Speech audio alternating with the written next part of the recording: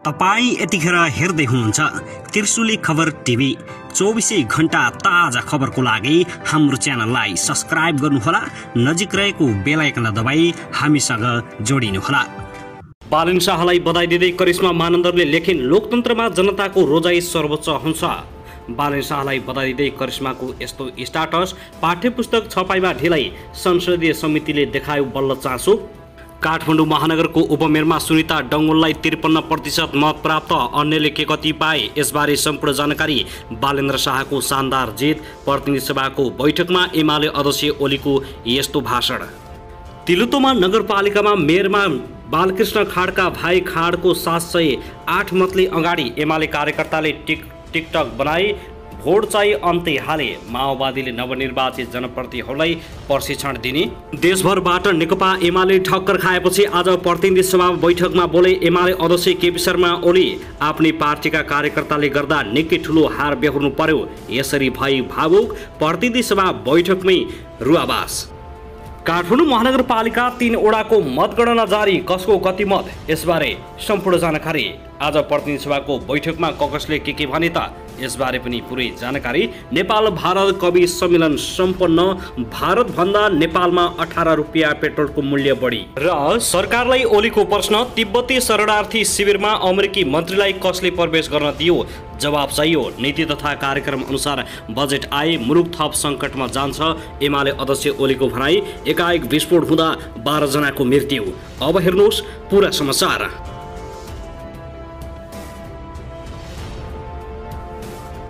दर्शक महानुभाव नमस्कार, तपाईहरुलाई हार्दिक स्वागत छ हाम्रो च्यानल त्रिशुली खबर टिभीमा।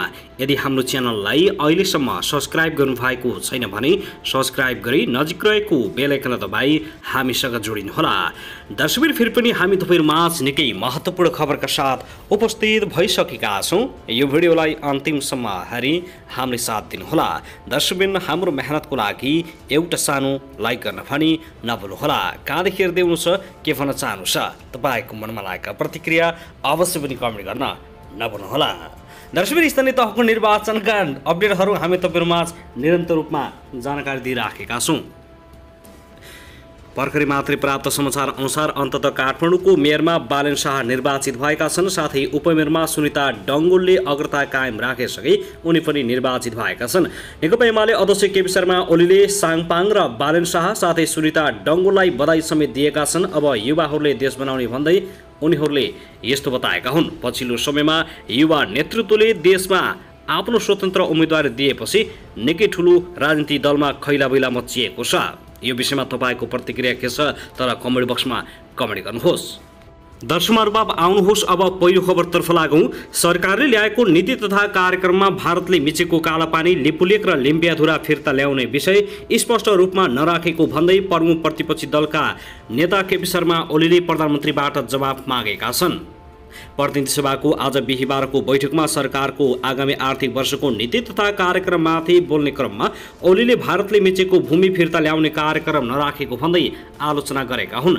नीति तथा कार्यक्रममाथि बोल्ने क्रममा ओलीले भने महत्त्वपूर्ण कुरा के देखिन्छ भने ऐतिहासिक सन्धि, नक्सा, तथ्य र प्रमाणका आधारमा कूटनीतिक माध्यमबाट सीमा सम्बन्धमा बाँकी रहेका विषय समाधान गरिनेछ। शरम लाग्छ, यो भन्दा कायरता के हुन्छ। आफ्नो नेतृत्वको सरकारले भारतले मिचेको भूमिलाई नेपालको नक्सामा राखेको स्मरण गर्दै ओलीले अहिलेको सरकारबाट जवाफ मागेका हुन्। लिम्पियाधुरा, लिपुलेक र कालापानी नेपालको हो कि होइन, प्रधानमन्त्री ज्यूबाट जवाब स्पष्ट भाषामा हामीलाई चाहियो, सदनले चाहन्छ, प्रतिपक्षले चाहन्छ, नेपाली जनताले चाहन्छ। उनले सोधे, नेपालको भूमि नेपाल हो भन्न सक्नुहुन्न भने यो फिर्ता ल्याउने प्रयास गर्छु भन्न सक्नुहुन्न भने सरकारको नेतृत्व गर्ने भनेको के हो, गर्न पनि सक्नुहुन्न, राष्ट्रिय हितको रक्षा गर्न पनि सक्नुहुन्न, भूमिको रक्षा गर्न सक्नुहुन्न, अखण्डताको रक्षा गर्न सक्नुहुन्न, आफ्नो भूमिलाई आफ्नो भूमि भन्न सक्नुहुन्न, अनि के को सरकारको नेतृत्व भनेको?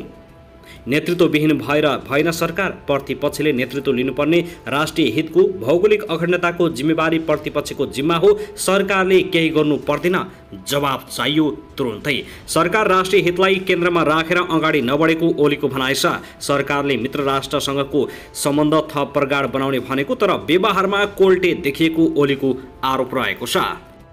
दर्शकमानुभाव त्यसै गरी पूर्व प्रधानमन्त्री तथा नेकपा एमालेका अध्यक्ष समेत रहेका केपी शर्मा ओलीले स्थानीय तहको चुनाव शान्तिपूर्ण र निष्पक्ष ढङ्गले नभएको बताएका छन्। सरकारले आर्थिक वर्ष 2079-80का लागि प्रस्तुत गरेको नीति तथा कार्यक्रममाथि छलफलमा भाग लिँदै अध्यक्ष ओलीले निर्वाचन स्वतन्त्र निष्पक्ष र भयरहित वातावरणमा नभएको बताएका हुन्। निर्वाचन सम्पन्न भएको 14 दिनसम्म पनि नतिजा नआएको उल्लेख गर्दै ओलीले चुनावमा सत्तापक्षले धाँधली गरेको आरोप लगाएका छन्। नेकपा एमालेलाई पत्ता साफ गरिदिने सत्ता गठबन्धनको घोषित नीति नै भएको र त्यही अनुसार निर्वाचन गराइएको ओलीको भनाइ छ। कतिपय ठाउँमा सत्तापक्षले बुथ नै कब्जा गरेर चुनाव जितेको उनको आरोप छ। नीति तथा कार्यक्रमको सुरुमा भनिए झैँ निर्वाचन स्वच्छ र निष्पक्ष रूपमा नभएको उनले स्पष्ट पारेका छन्। उनले भने निर्वाचन स्वच्छ हुन सकेन, धाँधली रहित हुन सकेन, उम्मेदवारलाई थुनेर बुथ कब्जा गरेर सत्तापक्षले बुथ कब्जा गर्दा प्रहरी निरीह भएर हेरेको छ। बुथ कब्जा नगर भन्यो भने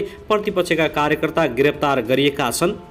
उम्मेदवारका घरमा बम पड्काइएको छ। उम्मेदवारका घरका सदस्य घाइते भएका छन्। शान्तिपूर्ण भयो के सबैतिर भन्दै उनले प्रश्न सोधेका छन्। विभिन्न जिल्लामा मतदाताको हत्या भएको र त्यो हत्या गठबन्धनका कार्यकर्ताबाट भएको ओलीको अर्को आरोप रहेको छ। निर्वाचन सार्न खोज्दा पनि नसकेको र अशान्तिपूर्ण निर्वाचन गरिएको उनको आरोप छ। स्वार्थलाई केन्द्रमा राखेर लोकतन्त्रको धज्जी उडाएको गम्भीर आरोप लगाएका छन्। दर्शकमानुभाव त्यसैगरी राजनीतिक दलको सर्वोच्च रहेको काठमाडौँ महानगरपालिकाको मेयरमा स्वतन्त्र उम्मेद्वार बालेन्द्र शाह बालनको जितले हलचल मच्चाएको छ। यसले परम्परागत राजनीति गर्दै आएका दलहरूको सोच र शैलीमाथि प्रहार गर्न सफल भएको छ। आजसम्म दलले गरे अब बदल्नेले गरौँ चुनावी घोषणापत्रमा शाहले भनेका थिए। अब उनले महानगरलाई कसरी बदल्लान् प्रश्न उनीतिर तेर्सिएको छ। सँगै राजधानी समेत रहेको महानगरलाई नयाँ ढङ्गले बदल्ने जिम्मेवारी उनको काँधमा थपिएको छ।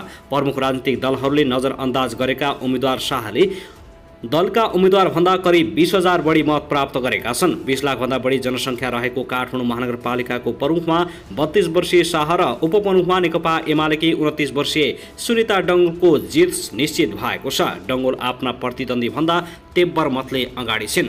त्रिभुवन विश्वविद्यालय अन्तर्गतको नेपाल तथा एसियाली अध्ययन केन्द्र सिनासका कार्यकारी निर्देशक मृगेन्द्र बहादुर कार्के स्थापित राजनीतिक दलले बालनका लागि पहिलेदेखि नै पृष्ठभूमि निर्माण गरेको बताउँछन्। राजनीतिक दलको कार्य सम्पादनसँग मतदाता सन्तुष्ट छैनन् भन्ने पहिलेदेखि नै थाहा थियो।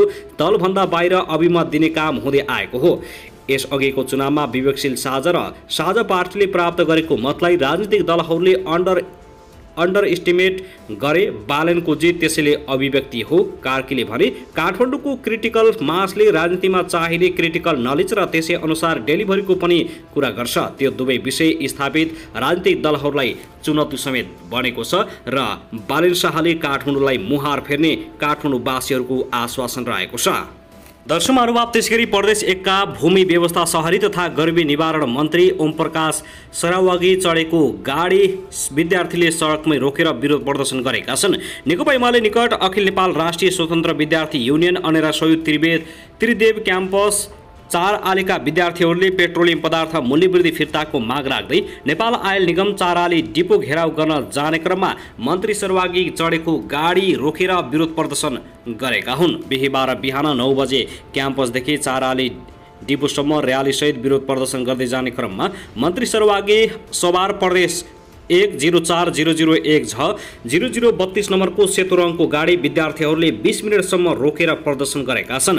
विद्यार्थीले मन्त्री सवार गाडी रोकेपछि प्रहरी टोली तत्काल घटनास्थल पुगेको छ र त्यसपछि विद्यार्थीले मन्त्रीको गाडी छाडेका थिए। साथै विद्यार्थीहरूले सरकारी नम्बर प्लेट भएका 2वटा गाडी र एउटा मोटरसाइकलको चाबी खोसेर प्रहरीलाई जिम्मा लगाएको विद्यार्थी नेता विशाल गिरीले जानकारी दिएका छन्। त्यसपछि विद्यार्थीको र्याली 4 आली डिपो घेराउ गर्दै पेट्रोलियम पदार्थको मूल्यवृद्धि फिर्ताको माग राख्दै विद्यार्थी संगठनद्वारा नेपाल आयल निगम 4 आली डिपो घेराउ पेट्रोलियम पदार्थको मूल्यवृद्धि फिर्ता गर भन्दै तोडफोड समेत गरेका छन्। विदेशी दलाल होसियार भन्दै गठबन्धन सरकार मुर्दाबाद भनेका छन्।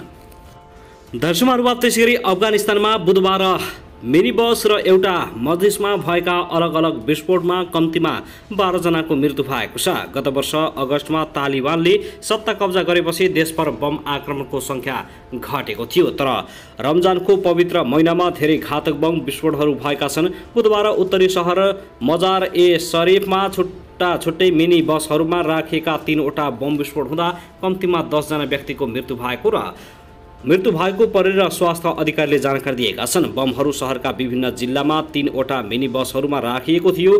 ब्लक्स प्रान्तीय प्रहरी प्रवक्ता आशे बाजेरीले भने विस्फोटमा अन्य 15 जना घाइते भएका छन्। मारिनेहरूमा 3 जना महिला छन्। त्यस्तै राजधानी काबुल स्थित एउटा मस्जिदमा अर्को बम विस्फोट हुँदा कम्तीमा 2 जनाको मृत्यु भएको साथै 10 जना घाइते भएका छन्। तर काबुलको एक अस्पतालले सो विस्फोटमा मारिनेको सङ्ख्या 5 पुगेको जनाएको छ।